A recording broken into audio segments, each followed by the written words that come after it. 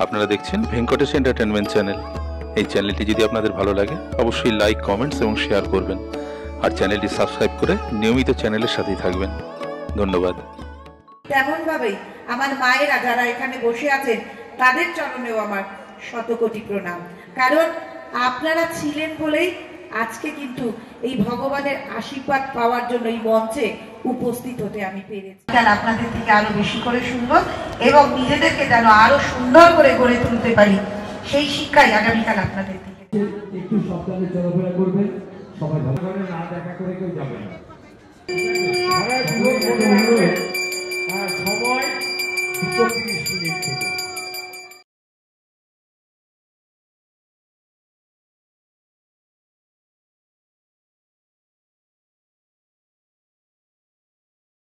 নমো নারায়ণ নমো নারায়ণ নমো নারায়ণ নমো নমো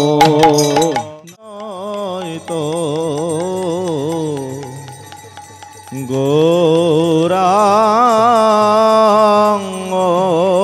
জয় জয় নিতা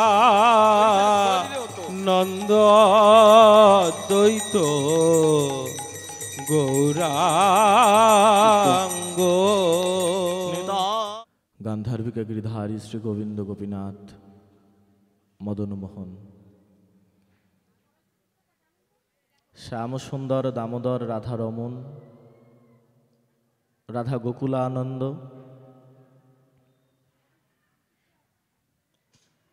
নয়নানন্দ, রাধাকান্ত, রাধা বিনোদ, রাধা বল্লভ, গিরিধারী লাল বিজয়তে। পরম দয়াল পরম প্রপূজ্য চরণ, অপার করুণা বরুণালয়, অহৈতুকী কৃপানিধি শ্রী শ্রী গুরু মহারাজের অযাচিত কৃপা অনুকম্পায় আজ ইত্য অবসরে আমরা সম্মিলিত তারই শ্রীপাদ পদ্ম সন্নিধানে বৈকালিক তথা সান্ধ্যকালীন মধুময়ী শ্রী শ্রীমৎ ভাগবতী কথা বাসরে। করুণাময় ভগবান সকল জীবের সর্বাঙ্গীন কুশল মঙ্গল বিধান করুন। ভাগবতী কথামৃত সুধা সঞ্জীবনী শ্রবণ কীর্তন মনন আস্বাদনে আমাদের সকলার চিত্তে শুদ্ধা ভক্তি শুদ্ধ প্রেম সঞ্জাত হোক। অনন্ত জন্মকৃত অনর্থ প্রারব্ধ ক্লেশ কলুষতা জড়তা মালিন্য গ্লানি তা সকল দূরীভূত হয়ে ভগবত চরণ কমল ভজন আনন্দ উৎকণ্ঠায় আমরা ব্যাকুলিত প্রাণ হই। এই প্রার্থনা হৃদনিকেতনে শ্রীচরণে ভিক্ষা রেখে উপস্থিত গুরু প্রণয় শ্রীগুরু পাদ পদ্ম অনুরাগী ভক্তজন, ভক্তিপরায়ণা মাতৃ সকল, অনুপস্থিত ব্রহ্মাণ্ডের অনন্ত ভাগবত রসসুধা পিপাসু সকল ভক্ত সত্তা সকলকে ব্যাসাসন থেকে আমার ভুলুণ্ঠিত প্রণাম। সর্বশ্রোত বৈষ্ণবের করি নমস্কার, সবে পদধূলি দিহ মস্তকে আমার। ভক্ত গোষ্ঠীর সহিত গৌরাঙ্গ জয় জয়, শ্রবণে চৈতন্য কথা ভক্তিলভ্য হয়। শ্রূয়তাম শ্রূয়তাম নিত্যম গীতয়াম গীতয়াম মুদাহা, চিন্ততাম চিন্ততাম ভক্তা শ্রীচৈতন্য চরিতামৃতম অথো শ্রী শ্রীমদ ভাগবত কথা। শ্রীহরি শ্রী পরমাত্মনে নমঃ। মহর্ষি কৃষ্ণ দ্বৈপায়ন ব্যাসনন্দন গোস্বামী বরেণ্য ছিল শুকদেব, ব্রহ্ম শাপগ্রস্ত মহারাজ পরীক্ষিত সন্নিধানে পরিবেশন করে চলেছেন 18,000 মন্ত্র সম্বলিত বিপুল রহস্যাবৃত এক সঙ্গীত, তার নাম শ্রীমদ্ ভাগবত। কলিযুগ পাবন অবতারী শ্রীকৃষ্ণ চৈতন্য শ্রীমান মহাপ্রভু অবতীর্ণ হয়ে কলির জীবকে বিরত করলেন কলির পূর্ব যুগোপযোগী ভজন থেকে। নিষিদ্ধ হলো সত্যের ধ্যান, ত্রেতার জাগ, দ্বাপরের অর্চন। কলিযুগের জীবের জন্য হরিভজনের পন্থা তিনি বর্ণনা করলেন হরিনাম। হরের নাম হরের নাম হরের নামৈব কেবলম। নামের স্বরূপকে চিনতে পারল না কলিযুগের জীব, এটি উপলব্ধি করলেন চৈতন্য। তাই জগন্নাথের জগমোহনে দাঁড়িয়ে আক্ষেপবশত গাইছেন নাম নামকারী বহুধা নিজ সর্বশক্তি তত্রার্পিতা নিয়মিত স্মরণেই না কালহ এতাদৃশ তব কৃপা ভগবান মমাপি দুর্দৈব মেদৃশে মিহাজনী না অনুরাগ। শ্রীমান মহাপ্রভু নীলাচলবাসী, আমরা সবাই জানি। 24 বছর বয়সে জগন্নাথ মিশ্রের পুত্র বিশ্বম্ভর মিশ্র অর্থাৎ নদের নিমাই গৌর সুন্দর সন্ন্যাস নিলেন। দিনটি পয়লা মাঘ। ঘরে পড়ে রইলেন দুজন অবলা নারী, মা বিষ্ণুপ্রিয়া এবং শচী দেবী। গৃহত্যাগ করে তিনি সন্ন্যাস ধর্ম অবলম্বন করে যাত্রা করেছেন বৃন্দাবনে, ব্রজধামে। সঙ্গী দাদা নিত্যানন্দ। নিতাই চাঁদের প্রাণটি কেঁদে উঠল, মায়ের কথা মনে পড়ে। মা,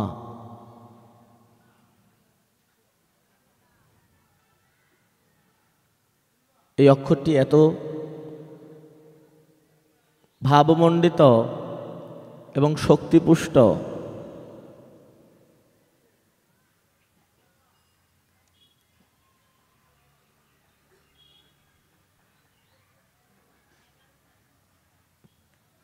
পরমা প্রকৃতির যত স্বরূপের পূজা হয় কেবল দশ মহাবিদ্যা নয়,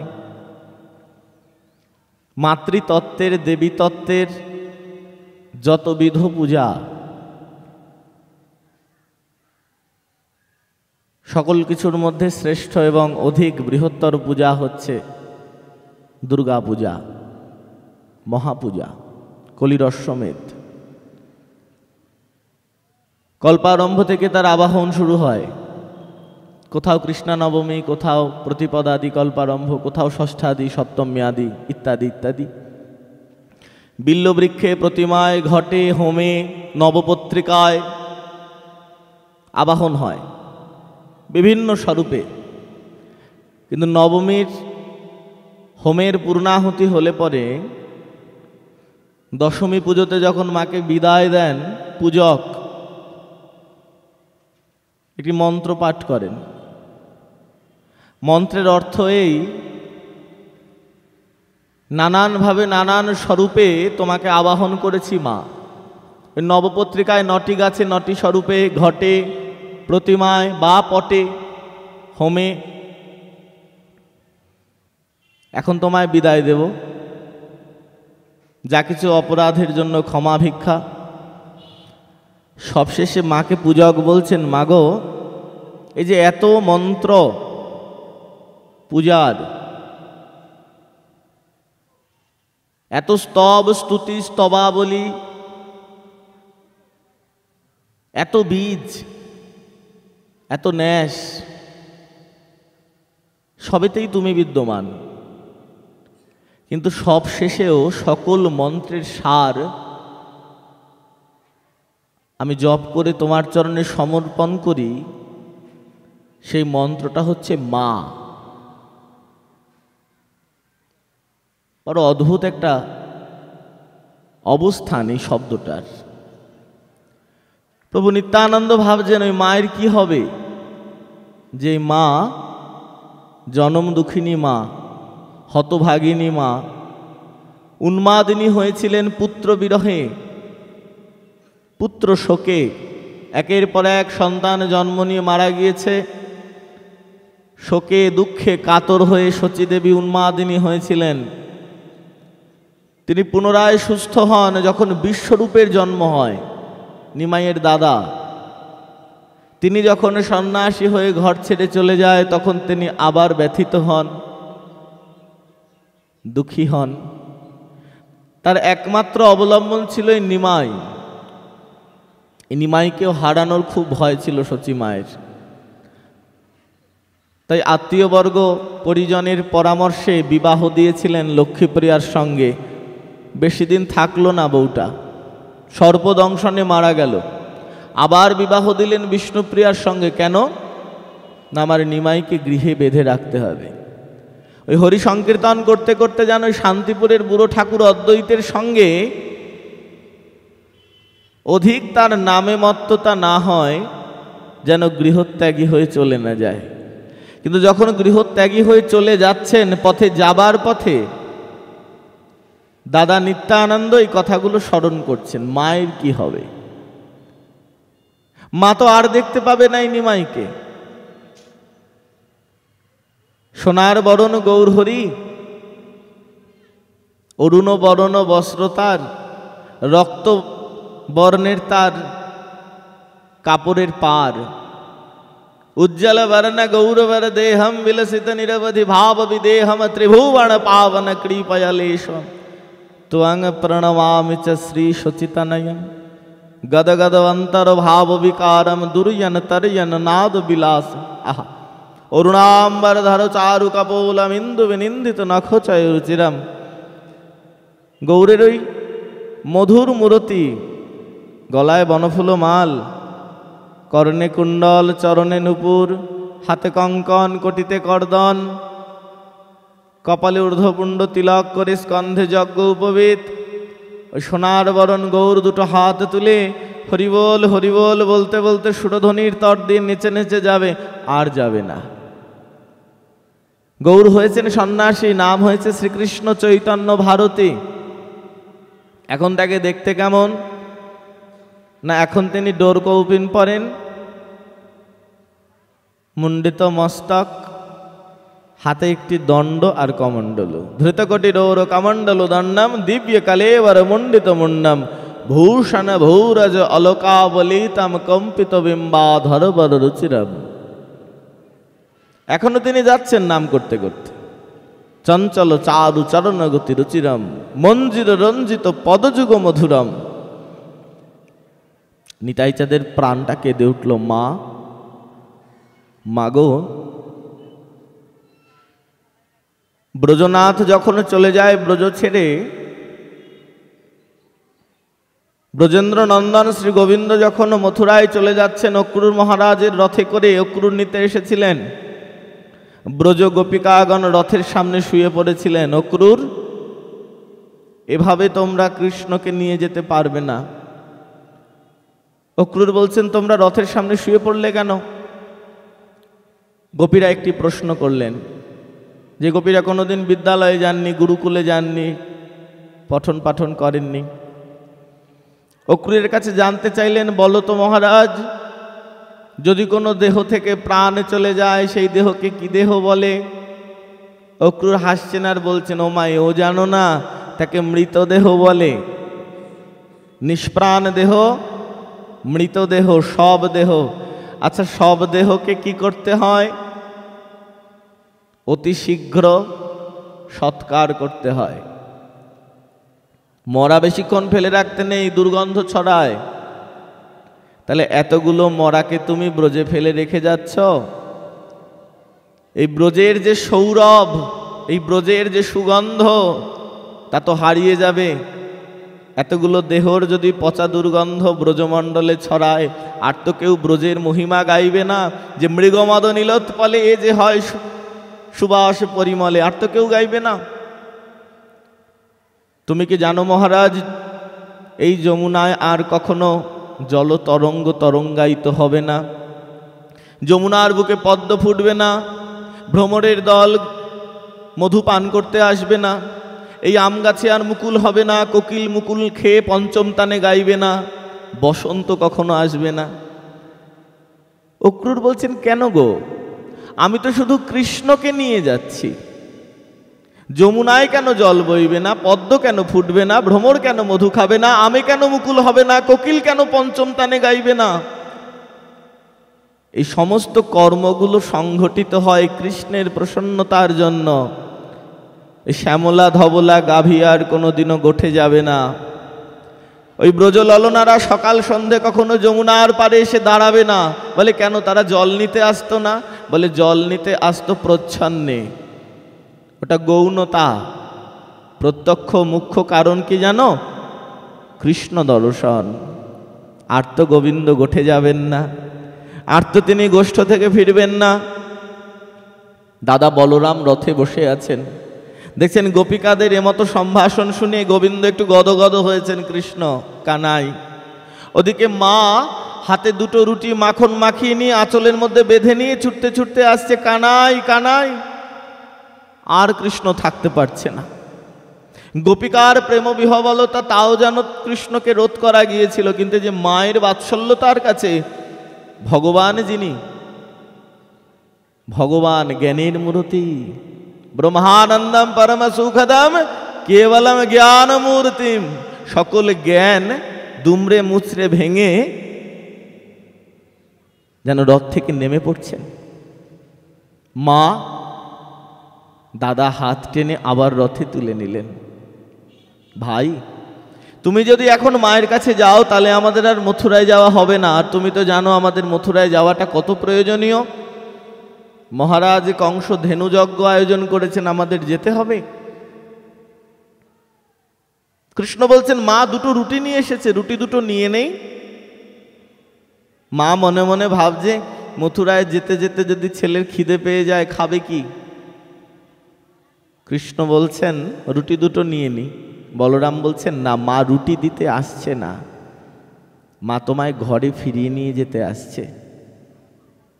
তুমি অনেক কিছু পারো কৃষ্ণ, অনেক কিছু পারো। কালীয় নাগ দমন করেছ, পুতনা ঘাতন করেছ, গোবর্ধন ধারণ করেছ, তুমি অনেক কিছু পারো।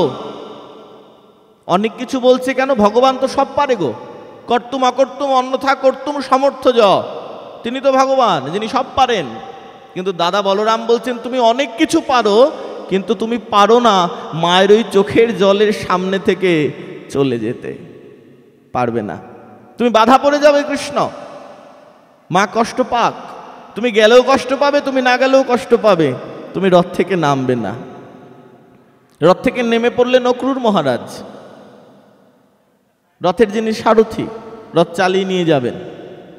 কৃষ্ণ বলরাম বসে আছেন রথে।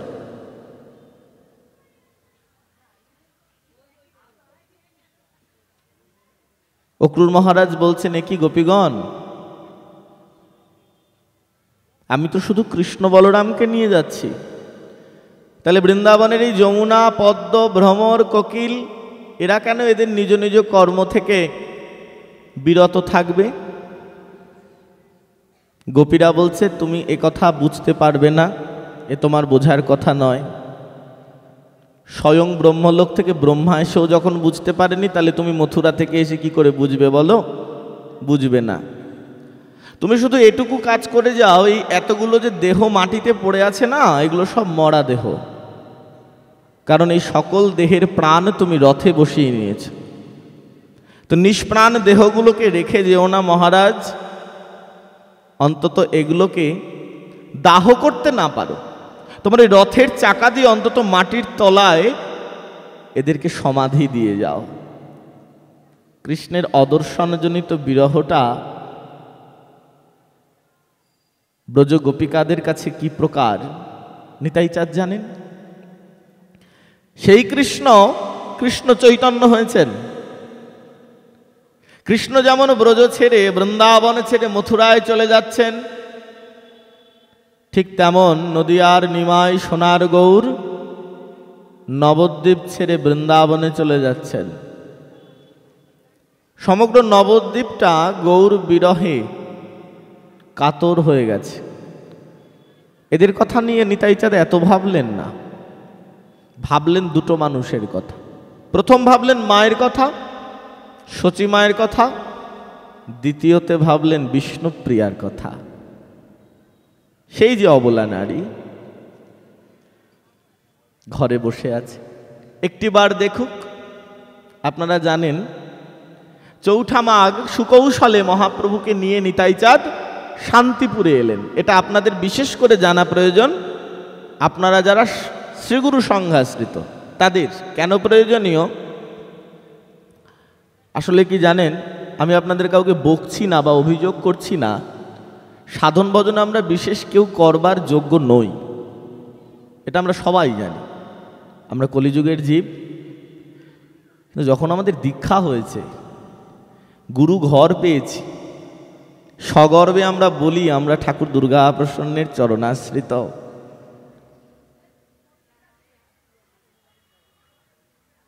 অন্তত গুটি কয়েক জিনিস আমাদের থাকা দরকার। ভদ্রলোক কত গৌরব করে বলছেন শ্রীগুরু সংঘ মানুষ তৈরির কারখানা।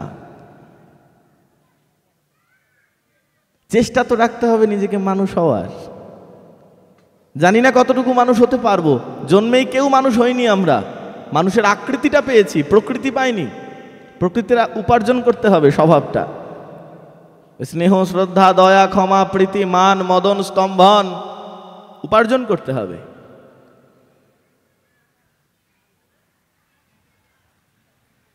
আমাদের দীক্ষার সময় বিশুদ্ধ নিত্যকর্ম পদ্ধতি হাতে দিয়ে দেয়। আমরা জানি না, আমি জানি না দীক্ষার পরে আমরা কে কজন কটা দিন ওই বইটাকে একটু পৃষ্ঠাগুলো নেড়ে চেড়ে দেখেছি। বোধহয় খুব বেশি দিন দেখি নাই। কটা পৃষ্ঠা আছে, কি লেখা আছে জানি না। মানব না তো সে জানি, মানার কোনো প্রশ্নই আসে না। কিন্তু কি লেখা আছে ওতে? নিত্য কর্ম পদ্ধতি, ওটা নিত্যকৃত্য। শ্রীগুরু সংঘাশ্রিত জনের বিশুদ্ধ নিত্য কর্ম পদ্ধতি। একটু দেখবেন খুলে কি কি লেখা আছে। গীতমালা, গীতসুধা তো রইলই, মধুকথা, বাণী, চিরন্তনী তো রইলই, মাসিক পত্রিকা তো আছেই, সঙ্গে গেলে পাঠ হয়। 1 লাইন 2 লাইন করে রোজ খেয়ে দিয়ে উঠে আপনারা পড়েনি, জানি আমি। আমার চাইতে বেশি পড়াশুনো করেন, সেইখানে আমার কোনো অভিযোগ নাই। এই যে নিত্যানন্দ মহাপ্রভুকে নিয়ে আসছেন শান্তিপুরে, এটা আমাদের বিশেষ করে আস্বাদনীয় কেন? কারণ আমরা যারা শ্রীগুরু সংঘাশ্রিত তারা আমরা অদ্বৈত কুলজাত, এই আমরা অনেকে জানি না, অনেকেই জানি না। তিলক করে কি? বৈষ্ণবেরা করে। আমরা কি বৈষ্ণব নাকি? আমরা শ্রীগুরু সংঘাশ্রিত, তাই না? এটা আলাদা ভিন্ন প্রসঙ্গ। আপনি করবেন কি করবেন না আপনি জানেনই না। আপনার নিজস্ব পরিচয় সম্পর্কে, আপনার অস্তিত্ব সম্পর্কে কোনো ধারণাই নেই আপনার। অদ্বৈত ভদ্রলোক কে?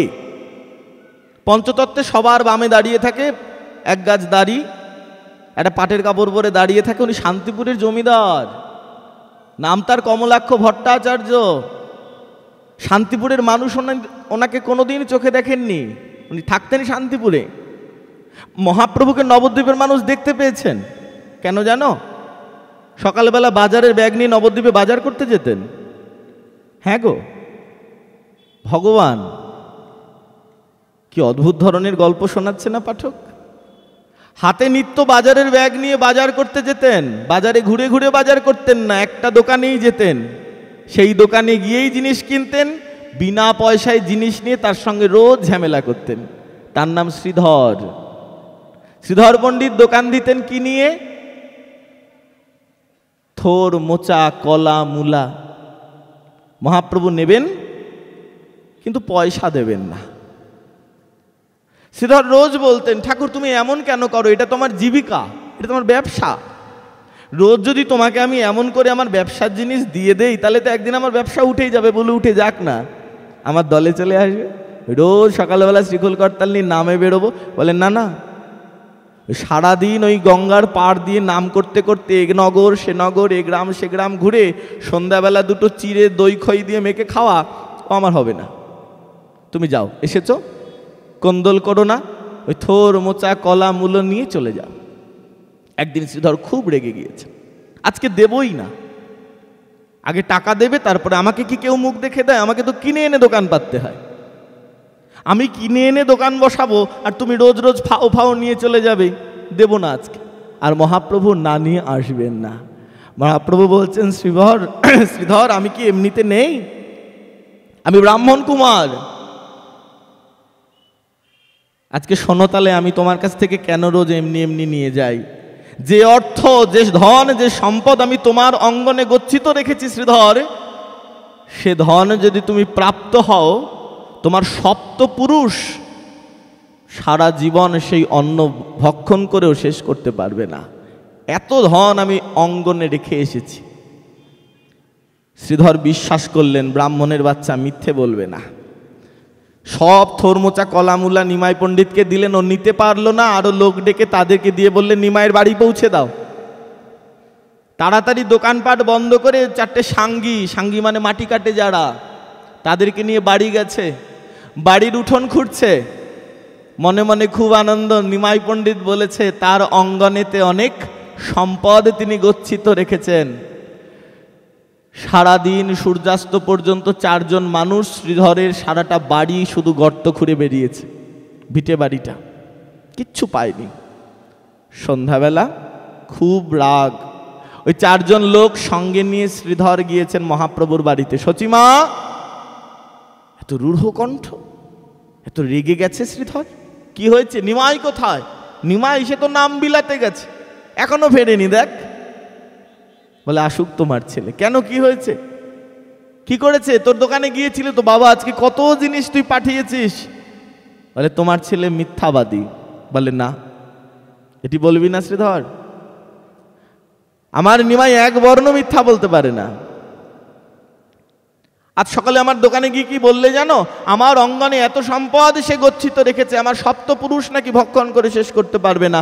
সারাদিন আমার ভিটে বাড়ির কোনো প্রান্ত বাকি রাখিনি, সব আমি খুঁড়ে দেখেছি, কোথাও একটা কানাকড়ি নেই। এর মধ্যেই নাম করতে করতে মহাপ্রভু এসেছেন, মায়ের চরণে লুটিয়ে পড়েছেন। খুব মাতৃনিষ্ঠায় গদগদ নিমাই, খুব ভয়ঙ্কর রকমের মাতৃপ্রেম।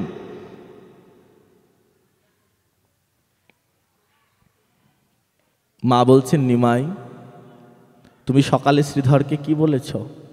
কি বলেছি মা? তুমি নাকি বলেছ ওর অঙ্গনে তুমি ও সম্পদ গচ্ছিত রেখেছ। হ্যাঁ মা, একটু আধটু সম্পদ না, রাশি রাশি সম্পদ। বলে কোথায়? ও তো লোকজন নিয়ে সে সম্পদ খোঁজার চেষ্টা করেছে। বলে আমি তোর গৃহ অঙ্গনে রাখি নাই, আমি ওর হৃদয় অঙ্গনে রেখেছি। হৃদয় অঙ্গনে খুঁড়ে দেখুক। আমি বলেছি অঙ্গনে রেখেছি, কিন্তু বলেছি তোমার গৃহ অঙ্গন, তোমার হৃদয় অঙ্গনে যে প্রেম, যে ভাব, যে ভক্তি সম্পদ আমি গচ্ছিত রেখেছি, তা তুমি আস্বাদন করেও ফুরাতে পারবে না। তো নবদ্বীপের ভগবানকে না মানুষ হাঁটতে চলতে দেখতেন। ঠাকুর ঘরে গিয়ে ঠাকুরকে ছুতে গেলে তো তোমার অনেক পবিত্রতার দরকার হয় গো, কাপড় ছাড়তে হয়, হাত পা ধুতে হয়, তাই না? আর ওই ঠাকুরটা যখন মানুষের মধ্যে নেমে আসে, মানুষ হয়ে তিনি নিজে থেকে এসে কোলে জড়িয়ে ধরে, ছুটে এসে সে পথিকে স্নেহ ভরে নেয় সে কোলে। যারে কোলে যায় না দেওয়া, কোলে দেয় সে অবিচারে। পথে কি দেখলে যেতে আমার গৌর দেবতাকে। মহাপ্রভু পথে যেতে যেতে যাকেই দেখতেন তাকে জড়িয়ে ধরতেন, এত প্রেম। যাকে দেখতেন মানে সমাজ যাদের ঘৃণা করত, ছোট জাত, নিচু জাত, চণ্ডাল, শূদ্র, পাতক, পাতকগ্রস্ত, তো শ্রীমান মহাপ্রভুকে মানুষ দেখেছেন বহু, নিতাইচাঁদকে আরো বেশি দেখেছেন, কিন্তু যাকে একেবারেই দেখেন নাই তিনি হচ্ছেন শান্তিপুরের অদ্বৈতাচার্য। থাকতেন সবসময় বাড়িতে, আর যদি পথে বেরোতেন তাহলে একটা হাতির পিঠে করে বেরোতেন, দুপাশে চামর বেজন হতো, মাথায় থাকতো ছাতা। শান্তিপুরবাসী পথের দুপাশে দাঁড়িয়ে হাত জোর করে দেখতেন, কিন্তু সেই ভদ্রলোক ওইভাবে একটা কাপড় পরে গলবাসে হাত জোর করে পঞ্চতত্ত্বে দাঁড়িয়ে পড়লেন। কি করে? গুরুদেবের আজ্ঞায়। গুরু মাধবেন্দ্রপুরী, এই যে গাইলাম, স্মরণ করলাম যার কথা, গিরিপুরী ভারতী আদিপুরী মাধবেন্দ্র। এই মাধবেন্দ্রপুরী হচ্ছেন অদ্বৈতের গুরু। ঠাকুর অদ্বৈতকে যেদিন আজ্ঞা দিলেন তিল তুলসী তর্পণ করে ভগবানকে গোলক থেকে ভুলোকে নামিয়ে নিয়ে আসার, সেদিন থেকে ব্রত নিলেন তিনি। ব্রত মানে কিছু নিয়ম, পাদুকা বর্জন, জুতো পরতে নাই, ভূমিসজ্জা শয়ন, বিছানায় ঘুমাতে নাই, মাটিতে ঘুমানো, এক সূর্যে একবার আহার, সূর্য উদয় হবে আর অস্ত যাবে, একটা গোটা সূর্যে একবারই তিনি ভোজন করবেন, দুবার নয়। হবিষ্যান্ন, ত্রিকাল সন্ধ্যা স্নান গায়ত্রী, 1,00,000 মন্ত্র জপ, 1,00,000 পুরস্চারণ, 1,00,000 তর্পণ, ব্রতবিধি। ভুলেই গেলেন তিনি জমিদার মশাই। সারাদিন যেত ভজনে, সারা রাত প্রদীপ জেলে গীতা পাঠ করতেন, আর দরজায় বসে হরিদাস ঠাকুর করতাল বাজিয়ে হরিনাম গাইতেন। সেই অদ্বৈতের ঘরে এসেছেন মহাপ্রভু। কবে? চৌঠা মাঘ। এইটা আমাদের বিশেষ করে মনে রাখার দরকার।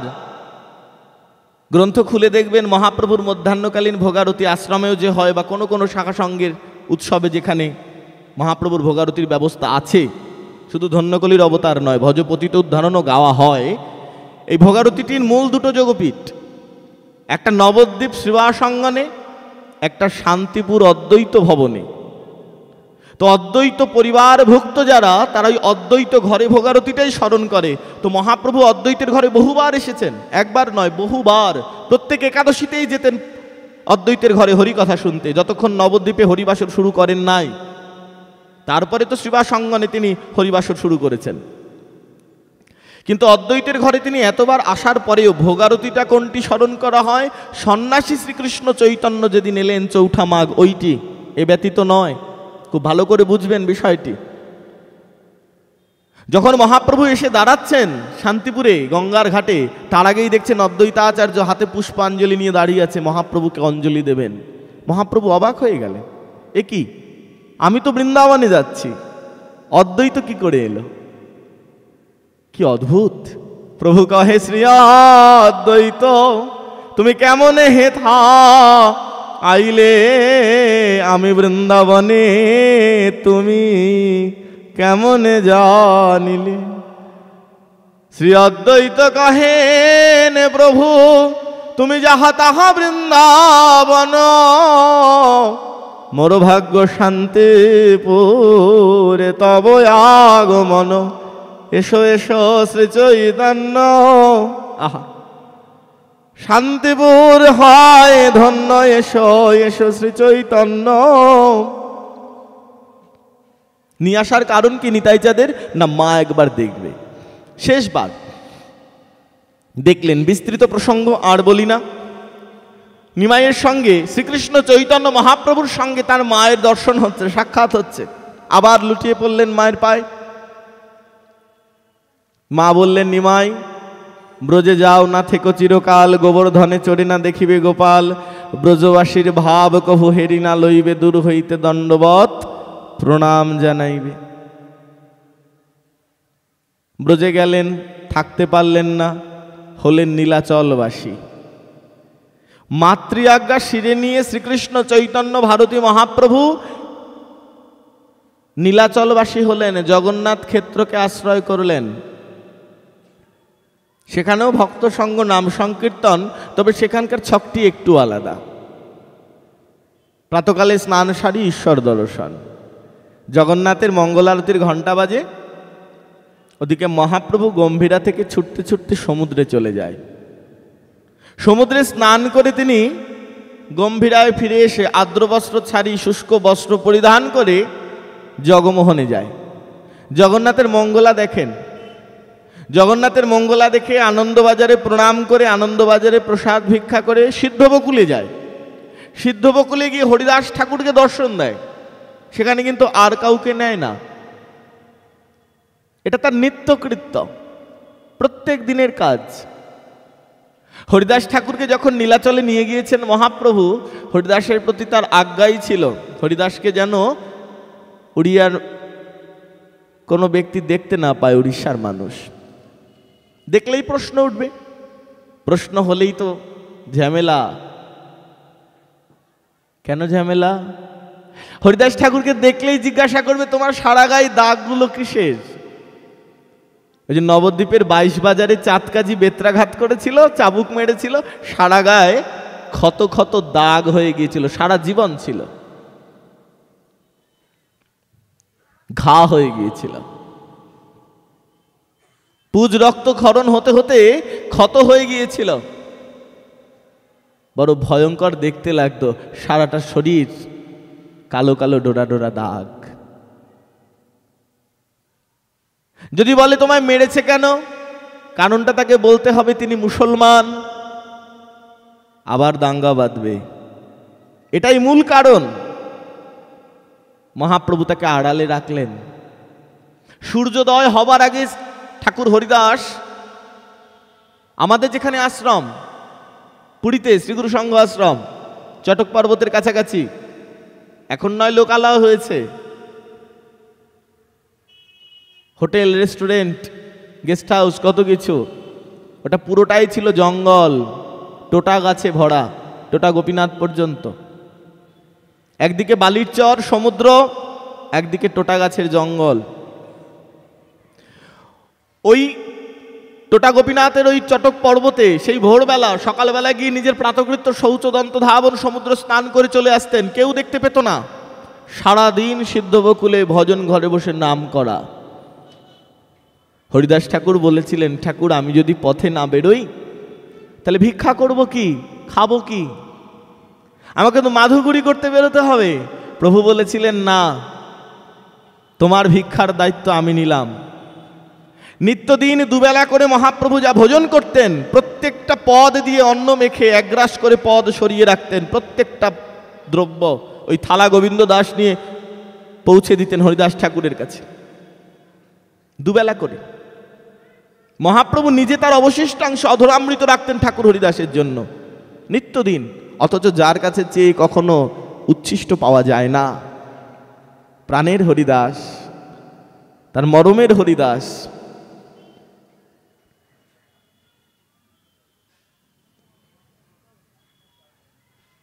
আর হরিদাসকে বলা ছিল, তুমি কখনো পথে বেরোবে না, হিন্দু ব্যতীত অন্য কোনো জাতির অন্য কোনো ব্যক্তির জগন্নাথে যেতে মানা। তুমি মুসলমান হয়ে যদি জগন্নাথের মন্দিরে প্রবেশ করো, বিবাদ বাঁধবে, যাবে না তুমি।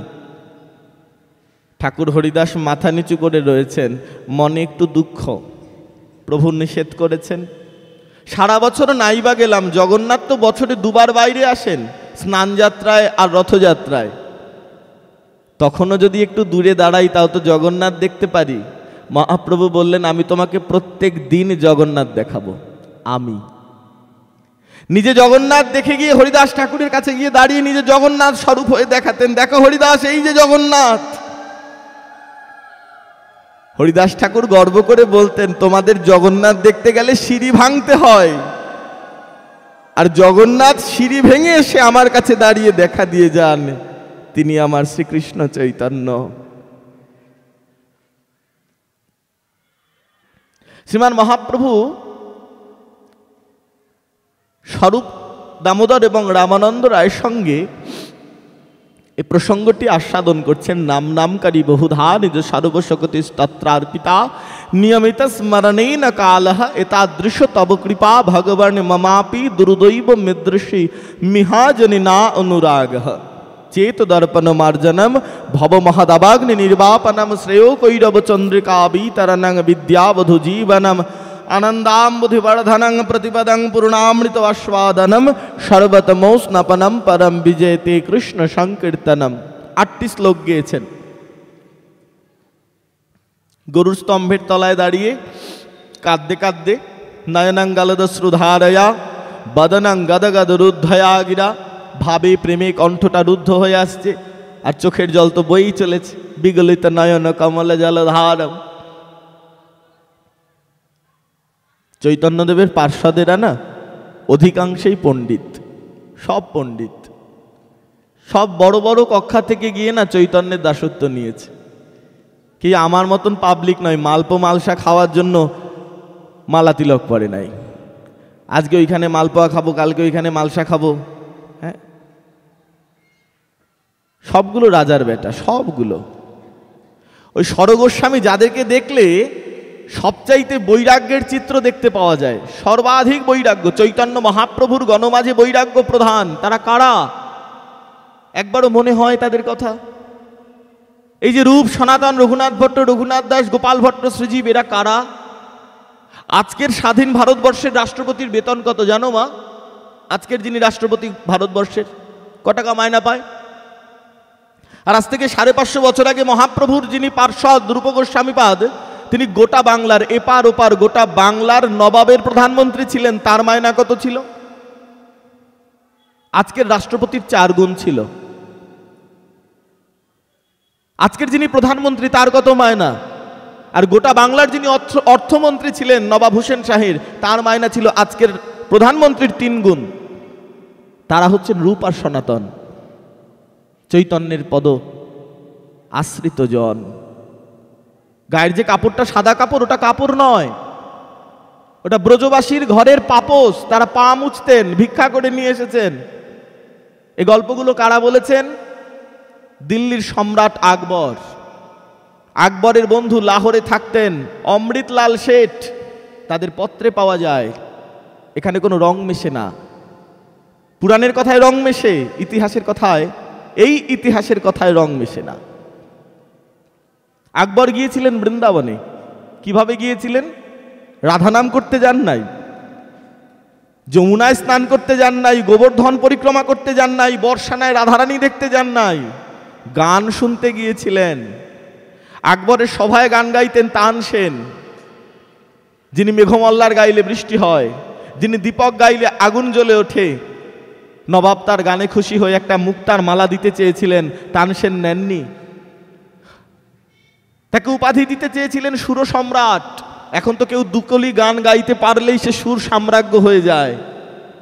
ভিজিটিং কার্ডে গতকাল লিলুয়া শাখা সঙ্গে পাঠে গিয়েছি, বারবার শুধু সঞ্চালক বলছেন, বারবার বলছেন, দাদা তোমার নামের আগে পিছে কি? আমি বলছি, আমার আগেও কিছু নেই, পিছেও কিছু নেই, বলরাম আর দাস, কিচ্ছু নেই, থাকবে কি? বসিয়ে দিলেই হবে।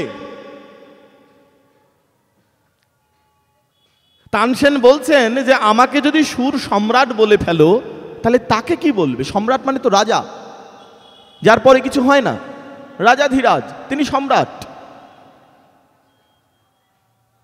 একটা উপাধি বসিয়ে নেওয়াই বড় কথা নয়, উপাধির ভারটা বহন করা বড় কথা। সিংহাসনে বসতে কি লাগে? সিংহাসনে বসে থাকতে কষ্ট লাগে। বসে পড়া যায় খুব সহজে, কিন্তু বসে থাকতে গেলে যোগ্যতা লাগে, সামর্থ্য লাগে, নালে বসে থাকা যায় না, খুব তাড়াতাড়ি বা নেমে পড়তে হয়। তানসেন বলছেন, আমি ওই সুর সম্রাট উপাধি নেব না। আমি যদি সুর সম্রাট হয়ে যাই, তাকে কি বলবেন? নবাব বলছেন, আবার কে? তোমার চাইতে ভালো গায় এ দুনিয়ায় আছে কে? বলে, আমার গুরুদেব। বলে, আমার দরবারে এনে গাওয়াওনি কেন? একদিন আমন্ত্রণ দাও, যে নবাব ডেকেছে। বলে, মাফ করবেন নবাব, উনি আসবেন না। আসবেন না? আমি নবাব, আমার দরবারে গাইবে না? বলছে, না গাইবে না। বলে, তাকে গিয়ে পত্র দাও, হুঁশিয়ারি দাও, নবাব বলেছে যদি তার দরবারে না গাও তাহলে শিরচ্ছেদ করবে। তানসেন হাসলেন,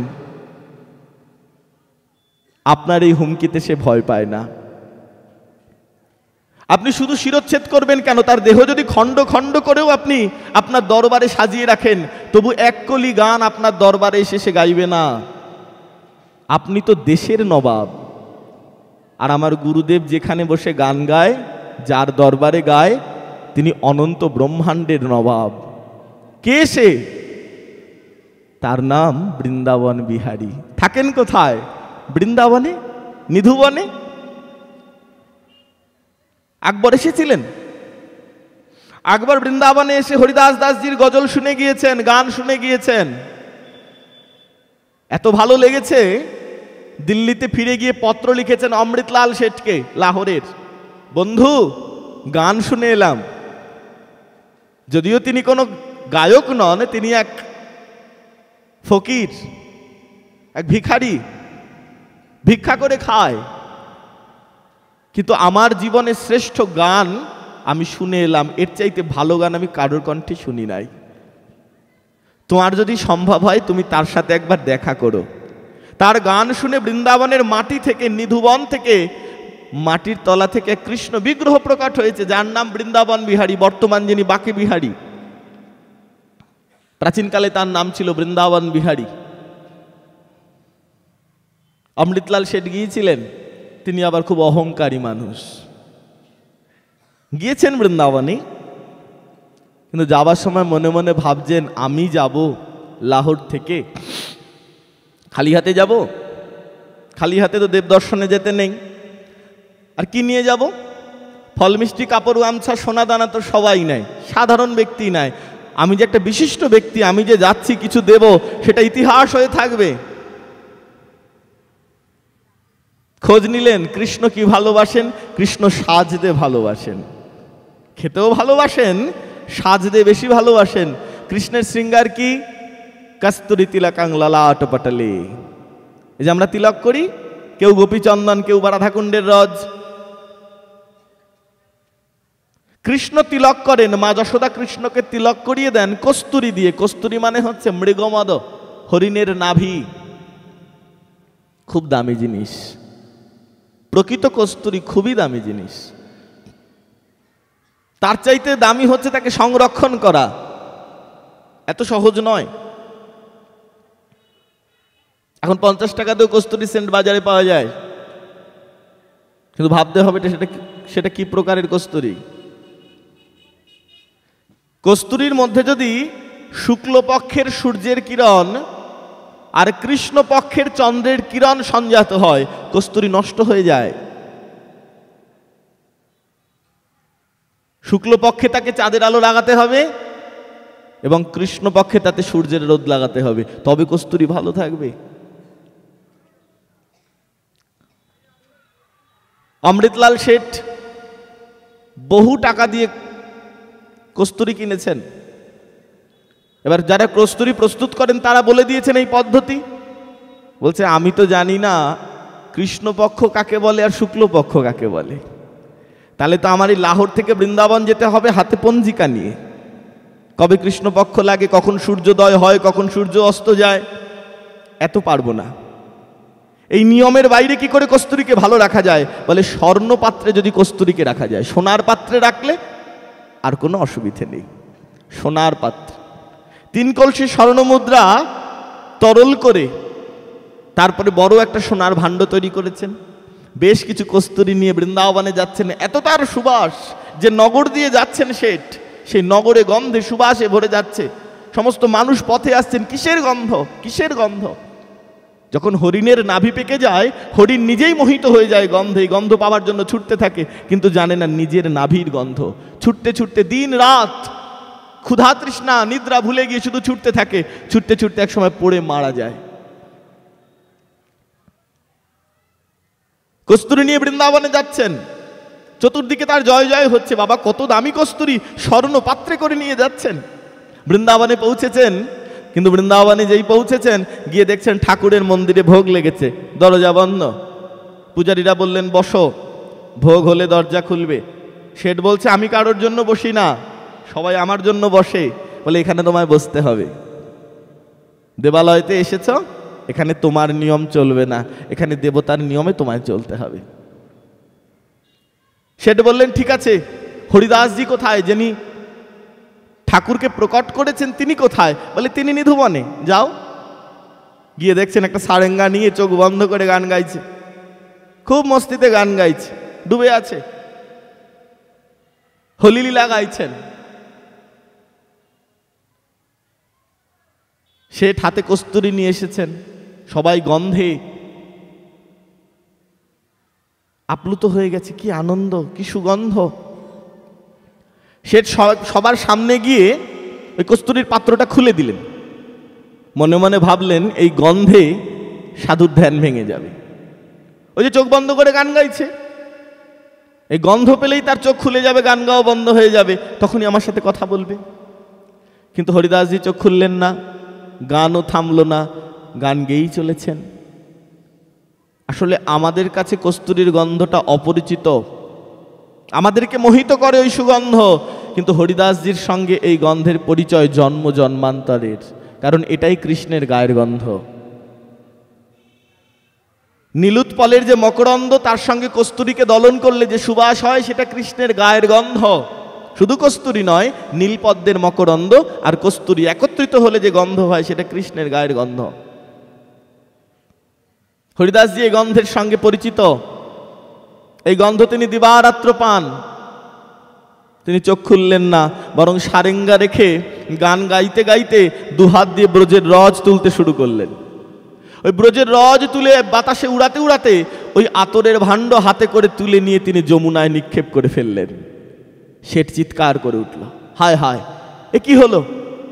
আমার কলসি কলসি মোহর দিয়ে কেনা কস্তুরি আতর, 3 কলসি আমি সোনা গলিয়ে এই পাত্র তৈরি করেছি, সব যমুনায় ফেলে দিলাম।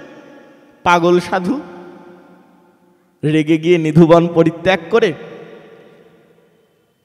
এবার তিনি চলে যাবেন। খুব রেগে গিয়েছেন, বহু মূল্যবান আতর তার যমুনার জলে বিসর্জন হয়ে গেছে।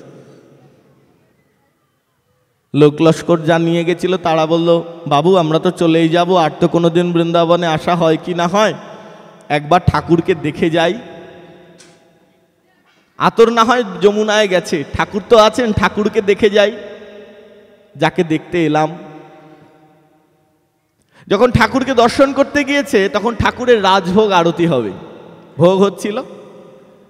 তো দিনে 3 বার বিহারীজি ওই বাঁকে বিহারীকে দেখতে আসেন, আজও আসেন, আজও তার সমাধি থেকে তাকে নিয়ে আসা হয়। মঙ্গল আরতি, মধ্যাহ্ন আরতি, সন্ধ্যা আরতি। হরিদাসজি চলে এসছেন, পর্দা খুলেছে, আরতি শুরু হচ্ছে। যেই না পর্দাটা খুলেছে সারাটা মন্দির কস্তুরীর গন্ধে বিভোর। দেখছেন ঠাকুরের সর্বাঙ্গে কস্তুরী মাখা। শেঠ মনে মনে ভাবছে, তো আমার আনা কস্তুরী, এই কস্তুরী এখানে কি করে এলো? এ তো যমুনার জলে ভেসে গিয়েছিল। ওই তো সোনার পাত্রটা, ওই তো ঠাকুরের বাম দিকে রাখা, ওই তো সেই পাত্র, এ তো যমুনার জলে চলে গিয়েছিল, এখানে এলো কি করে? আরতি চলছে, ঠাকুরের সর্বাঙ্গ আতরে একেবারে মাখা, টপ টপ করে কপাল দিয়ে, নাগ দিয়ে, চিবুক দিয়ে চরণের মধ্যে সে আতর পড়ছে ফোটা ফোটা। হরিদাসজির চরণে লুটিয়ে পড়েছেন অমৃতলাল শেঠ। বলছে, সাধু বাবা আমায় ক্ষমা করো। বলে, কেন, তুমি কি করেছ? আমি তোমায় চিনতে পারিনি। কি চিনবে আমায়? এই তো আমি ভিখারি। বলে, তুমি ভিখারি নও। বলো, তুমি ওই কস্তুরীর ভাণ্ড, ওই আতরের ভাণ্ড যমুনায় ফেলে দিলে, ওই ভাণ্ড এখানে কি করে এলো? ওই আতর কি করে ঠাকুরের গায়ে মাখা হলো? বলে, জানো ভজন কথা কাউকে বলতে নেই, কোনোদিন বলি নাই, কিন্তু আজকে তোমায় বলবো। তোমরা তো দেখছিলে চোখ বন্ধ করে গান গাইছিলাম, কিন্তু আমি যখন গান গাইছিলাম আমি রাধারানীর সঙ্গে, সখী সঙ্গে ঠাকুরের হোলি লীলায় ছিলাম। শ্রী গোবিন্দ এসে রাধারানীকে রং মাখিয়ে দিয়েছে। রাধারানীর গায়ের রং তো সোনার, সেই অঙ্গে যখন রং মাখিয়েছেন রাধারানী খুব রেগে গিয়েছে। সখীদেরকে ডেকে ডেকে বলছে, কৃষ্ণকে কোন রং মাখালে এই রং মাখানোর শোধ নেওয়া যায়, তাকে হারানো যায়? সখীরা বলছে, নো তো কালো, আর কোন রং মাখাবি বল সখী? যে রং যাবে গায়ে সেটাই তো মিশে যাবে। কালো তো, কালোকে আর কি মাখাবি? বরং যদি এখন কিছু আতর মাখিয়ে দিস, ওই কালোটাই আরো কুচকুচে কালো হয়ে উঠবে। তখন রাধারানী সখীদের কাছে না আতর চাইছিল, আর তোমার কি সৌভাগ্য, তুমি সেই সময়তেই আতর এনে সেখানে দিয়েছ। আমি আতরের ভাণ্ড নিয়ে আমার রাধারানীর হাতে তুলে দিয়েছি। তুমি দেখলে যমুনায় ফেলেছি, কিন্তু এই আতরের ভাণ্ড আমি শ্রীমতীর হাতে তুলে দিয়েছি। শ্রীমতীর নিজে হাতেই আতর পরিবেশন করেছেন শ্রী গোবিন্দের অঙ্গে। দেখো না কেমন সারা গায়ে আতর মাখা। শেঠ লোকজনকে বিদায় দিলেন, নিজে আর ফিরলেন না লাহোরে। সারাটা জীবন ওই হরিদাসজির চরণের দাস হয়ে থাকলেন নিধুবনেতে। আজও তার বংশধরেরা লাহোর থেকে সেবা করতে আসে বাঁকে বিহারীর। এই হচ্ছে স্মরণাঙ্গ ভজন। মহাপ্রভু জগমোহনে দাঁড়িয়ে গাইছেন, নিয়মিত স্মরণেন কালঃ নাম নামকারী বহুধা নিজ সর্বশক্তি স্তত্রার্পিত নিয়মিত স্মরণেন কালঃ এতাদৃশ তব কৃপা ভগবান মমাপি দুর্দৈব মিদৃশী মিহাজনী নানুরাগ। তো মহাপ্রভুর সঙ্গে যারা রয়েছেন তারা সবাই তো পণ্ডিত, বেশিরভাগই পণ্ডিত। যে নামগুলো স্মরণ করা হলো সবাই পণ্ডিত। 37টা নাম উচ্চারণ করা হয়, সবই একসঙ্গে করে। জয় জয় দ্বাদশ গোপাল, মানে 12 জন। 6 চক্রবর্তী, 8 কবিরাজ, 64 মহন্ত, কারোর নাম নেই কিন্তু। এবার যদি নাম বলতে যাওয়া হয়, 64 মহন্তের 64টা নাম, দ্বাদশ গোপালের 12টা নাম, 8 কবিরাজ, রামচন্দ্র কবিরাজ, মুকুন্দ কবিরাজ, গোবিন্দ কবিরাজ, প্রভুরাম কবিরাজ, বীরভদ্র কবিরাজ, 8 জন কবিরাজ। এইভাবে স্মরণ করাতেও দেখা যায় 37টা নাম উচ্চারণ হয়। এই 37টা নামের মধ্যে 29টা নামের পেছনেই পণ্ডিত আছে। 8টি নাম ছাড়া 29টা নামেই পণ্ডিত। তারা কারা? গদাধর পণ্ডিত, শ্রীবাস পণ্ডিত, বক্রেশ্বর পণ্ডিত, দেবানন্দ পণ্ডিত, জগদানন্দ পণ্ডিত। এরা তো বুঝতে পেরেছেন সংস্কৃত শব্দের অর্থ, কিন্তু যারা সাধারণ মানুষ ছিলেন তারা তো শ্লোক শুনে শ্লোকের অর্থ বোঝেন না। তারা মহাপ্রভুর চরণে এসে পড়েছেন, ঠাকুর তুমি জগন্নাথের কাছে কি কি পাঠ করলে এত কাঁদতে কাঁদতে? তার অর্থ কি আমরা কি জানতে পারবো না? মহাপ্রভু গম্ভীরা এসে জগন্নাথকে স্তব শুনিয়েছেন, আনন্দবাজারে গিয়েছেন, হরিদাস ঠাকুরের কাছে গিয়েছেন, হরিদাসকে জগন্নাথ রূপে দেখা দিয়ে গম্ভীরায় ফিরে এসেছেন। ভক্তরা তাকে ঘিরে ধরেছে। গোবিন্দ দাস মনে মনে একটু রাগ করছে। রাগ হয় গো, যাদের প্রীতি একটু গাঢ় তারা বাহ্যিক ওই তাত্ত্বিক সিদ্ধান্ত বা লৌকিকতা ওর অপেক্ষাই রাখে না। খুব সহজে বলি, যেখানে প্রীতিটা খুব সহজ হয় সেখানে কোনো নিয়ম কানুন থাকে না, সেখানে কোনো সৌজন্যতা থাকে না, সেখানে একটা অধিকার কাজ করে। তো যেমন ধরুন আমাদের বাড়িতেই সারাদিন থাকি না, কোনো একটা দিন আছি, 5 জন মানুষ এসছে, হয়তো 1 ঘন্টা তাদের সঙ্গে বকেই যাচ্ছি।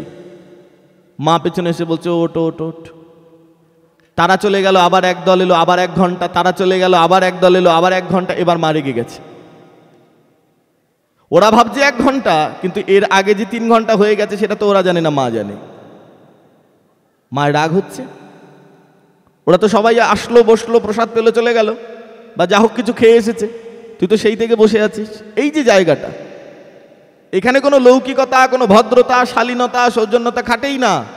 এখানে স্নেহের অধিকার, প্রীতির অধিকার। কালকেই বলছিলাম এক দাদাকে যে পাঠে আসতে দেরি হয়েছে, 13 বার ফোন করেছো, রাত্রে একবারও ফোন করে খোঁজ নেবা বাড়ি পৌঁছবো কিনা? একবারও খোঁজ নেবা বাড়ি পৌঁছবো কিনা? 10টা বাজলেই একটা ফোন আসবে, বাবু তুই কোথায়? এটাই বাস্তব গো। তোমরা বলতে পারো আর তো প্রয়োজন নাই, পাঠে আসার কথা, তুমি দেরি করেছো, তোমায় ফোন করেছি। তুমি বাড়ি পৌঁছলে কি না পৌঁছলে এটা তো বড় কথা নয়, কিন্তু এটাই বাস্তবতা, এটাই কর্তব্যতা, এটাই শালীনতা। মহাপ্রভু এত কিছু করে এসেছেন, তো সবার কাছে একটু একটু সময়, জগন্নাথে একটু, আনন্দবাজারে একটু, হরিদাস ঠাকুরে একটু, সিদ্ধবকুলে একটু, রাধাকান্তের কাছে একটু। এইবার যখন গম্ভীরা এসেছেন, গোবিন্দ দাস জানে সেই সকালে বেরিয়েছে, মাত্র 2টো তুলসী পাতা আর 1 ঘটি জল, 2টি তুলসী পাতা 1 ঘটি জল, আর সারাদিন চলছে, কোথাও নাচছে, কোথাও গাইছে। এখন আবার এই বক্তৃতা দিতে বসবে। প্রশ্ন করেছে মানে ভাবে ডুবে গিয়ে এখন উত্তর দেবে। তো গোবিন্দ দাস মনে মনে ভাবছেন, এখন যদি এদেরকে একটু তাড়িয়ে দেওয়া যায়, এখন এদেরকে তাড়িয়ে দিয়ে মানে চলে যেতে বলে যদি গৌরকে একটু সেবায় দিয়ে দেওয়া যায়, তাহলে কিছু ভোজন হবে, তার কিছু খায়নি তো। আবার এদিকে মনে মনে ভাবছেন, এদেরকে যে এনেছেন, এরা যে এসেছেন, কার ইচ্ছা এসেছেন? গৌরের ইচ্ছা এসেছেন। মহাপ্রভু যদি না চাইতো ওরা আসতে পারতো মহাপ্রভুর কাছে? এটাও গোবিন্দ দাস জানে। মহাপ্রভু নিজ গুণে কৃপা করে এদেরকে চরণে নিয়ে এসেছেন। কেন নিয়ে এসেছেন? তারপরেও, একথা উপলব্ধি হবার পরেও জগন্নাথ কেন ওই নামেতে আমার অনুরাগ হলো না, এই কথা বলে আমি কাঁদছিলাম। মহাপ্রভু কাঁদছেন জগন্নাথের কাছে, যে জগন্নাথ তোমার এত দয়া, তাদৃশ তব কৃপা ভগবান মামাপি দুর্দৈব। আমার পোড়া কপাল যে হরে কৃষ্ণ হরি নামে আমার কিন্তু, মহামন্ত্র নামে আমার কিন্তু অনুরাগ হলো না। অনুরাগ কাকে বলে এটাও তো বুঝতে হবে। শুধু অনুরাগ অনুরাগ বলে গেলে তো হবে না। অনুরাগ আমরা অনেক জায়গায় শুনতে পাই, যদিও ভালোবাসার একটা পর্যায়ের নাম অনুরাগ। ভালোবাসার একটা পর্যায়, কোন পর্যায়? যেই পর্যায়েতে গেলে প্রেমিক বা প্রেমিকা নায়ক নায়িকার জন্য, নায়িকা নায়কের জন্য আত্মশ্রিত যখন বিস্মৃত হয়, তখন সেই স্থানকে অনুরাগ বলে। অর্থাৎ নিজস্ব সত্তাটুকুও যখন হারিয়ে ফেলে। এটা পার্থিব কোনো প্রেমে হয় না। পার্থিব প্রেম ওটা প্রেমই নয়, প্রেমের মতো। ফিটকারি আর মিছরি পাশাপাশি রাখবেন, এক দেখতে, একদম এক দেখতে, বুঝতে পারবেন জিভে পড়লে। ফিটকারিটা জিভে পড়লে শরীরটা ঝনঝন করে উঠবে, এত খার, আর মিছরিটা জিভে পড়লে প্রাণটা জুড়িয়ে যাবে, এত মিষ্টতা।